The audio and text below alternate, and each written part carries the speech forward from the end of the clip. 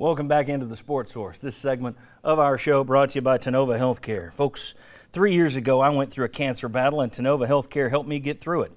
A month ago, a member of my family went through a similar cancer battle. He too turned to Tennova. Now he, like me, is in the clear and doing well and on the road to recovery. I tell you this because I don't think I can provide a better testimonial for Tennova Healthcare than my own story and my family's story. If you have a healthcare need, do what I do. Turn to Tennova Healthcare. You can find out more about them at tennova.com. All right, I want to welcome in the last member of our panel today, Mr. Shazon Bradley, former Vol defensive lineman. Always good to have you here, sir. This segment's kind of easy. I hate to copy other shows, but this one just makes sense. We're just going to be like everybody else. Game balls. For the 2014 season, not just for the game the other night, who deserves a game ball in your opinion? Everybody's got to have some different people, so we're going to have 5 or 6 names here. Who do you think deserves a game ball for 2014 and their effort, the way they played, whatever? Shazon, I'll start with you. I'm going to say Jalen Hurd because he started the season and the end of the season. That's big. And I'm going to tell you something. We have probably 4 or 5 of the best DBs in the country. So you're going to DBs and Jalen Hurd? Oh, yeah. Okay. DBs, Jalen Hurd. Who wants next? Well, I got it. Majette and Barnett. I mean, you got 2 guys that are coming up and, highest sack leaders and combined together. Sacks. Yeah. I mean, you're looking at next year, 2 guys coming back that are by far the best tandem in the league and maybe the country coming back together as far as pass rush. And I don't know, I think before this year, if we got 20 in an entire season by everybody on the team, we were looking good. That's right. It had been 3 straight years, I think, around 18 sacks when you had South Carolina, who a couple of years ago led the league with twice as many, 36. So you get the kind of numbers they did out of those 2.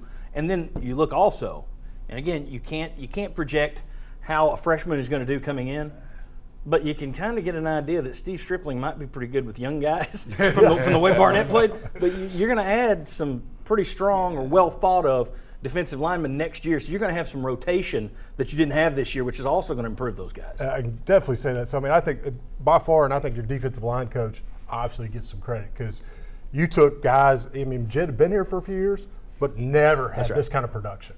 And you had a guy that's a freshman comes in this kind of production.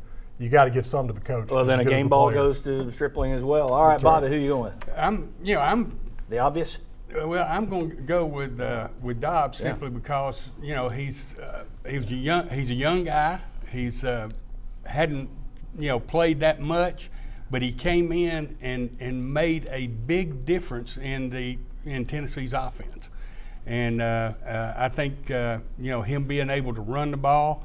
I think it opened up everything else. And here's the other thing that's a big plus about him: great ambassador for the school. I mean, you're going to get tired of it as Tennessee fans.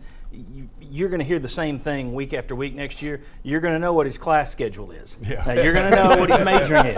You're going to hear it every week. But the thing is, people who might not be watching Tennessee 12 times next year are going to be hearing that once each. That's an impressive young man to put out there at the forefront of your program. It also leads to next year's biggest fear. What happens if he ever sprains an ankle? I mean, I'll just prepare you now. Don't even put that out there, John. I'm sorry. There's your fear for 2015. Sterling, who gets game ball? No negative vibes. No, we'll positive. We'll put that away. I tell you, my game ball goes up to a guy who was there in spirit and wasn't there physically as our number 45. He trailblazed the way of leadership for this team. For what he did for our football team as far as showing them how to work out, showing them how to work ethic, studying for film, and what he did for our football team on the field, it showed in the bowl game by the young guys playing his position.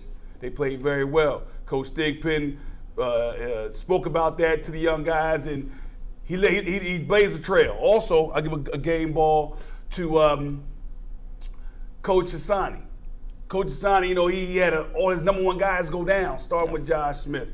And then he had lost Kroom. Then he lost North. I mean, it just came on down. And then we had a freshman third-team receiver score a touchdown in the bowl game. Looks promising at wide receiver U again because of Coach Hassani. Game balls, number 45, and Coach Hassani from Sturdy Pearl. Let me throw you a couple other names here.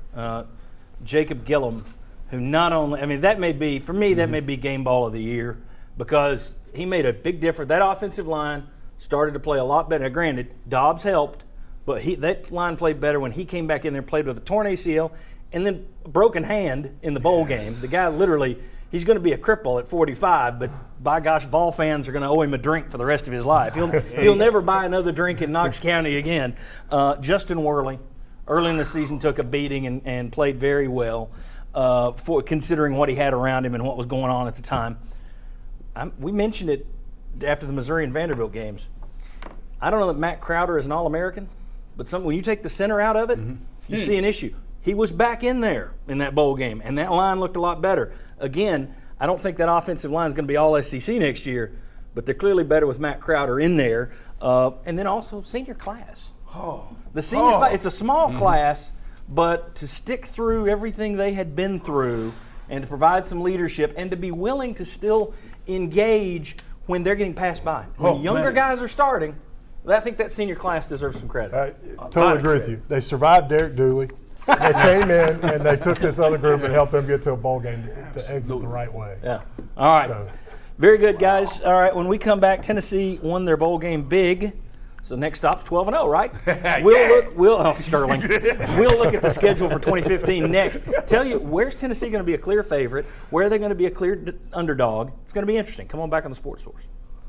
Quality, quick. Trust Fast Frame.